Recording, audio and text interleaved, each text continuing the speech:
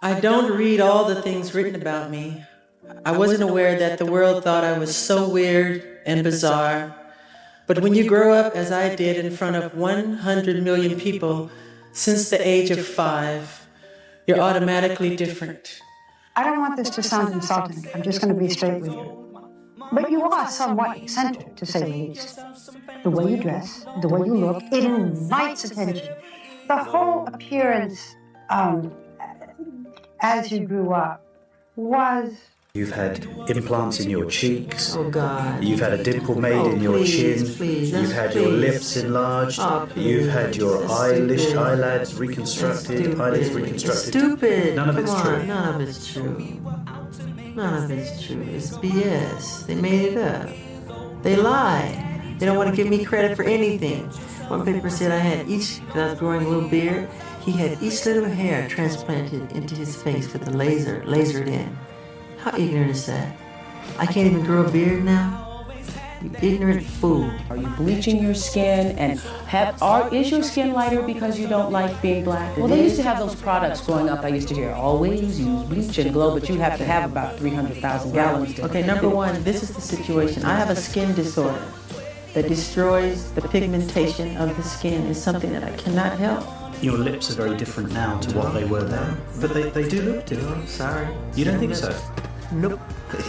But you know, on a serious point. I'm happy with my lips. No, but forget the lips, but specifically. But did you know that she didn't want to have relationships with the children when you married her? Yeah. And she wanted to do that for me as a present.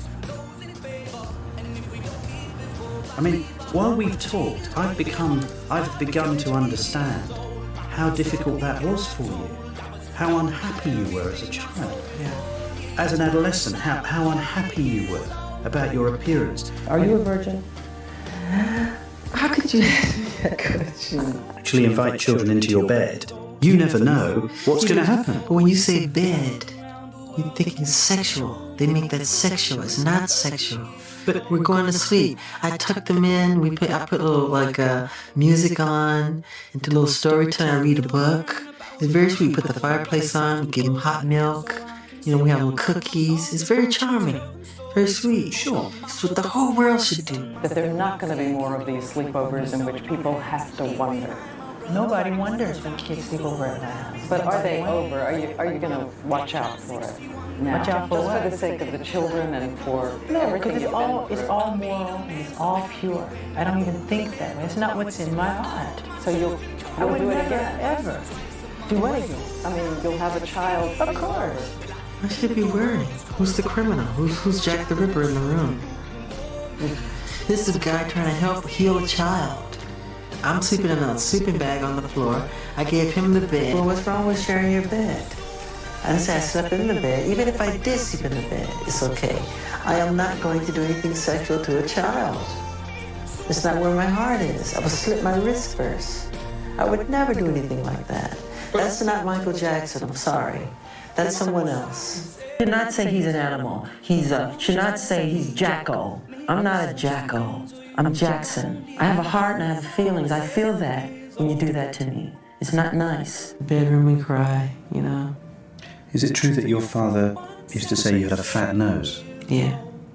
What did he say? What did he actually say? God, your nose is big. You didn't get it from me. What does that do to someone who's going through adolescence? You want to die.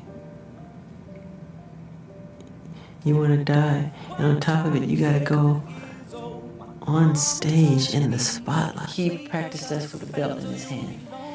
And if you miss a step, expect to be... How often would he beat you? too much.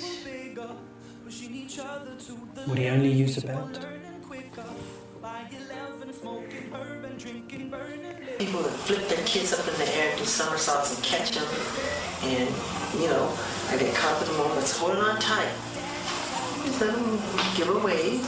And you tap it for like 2 seconds. But when it gets on the news, they slow it down. They don't show the crowd.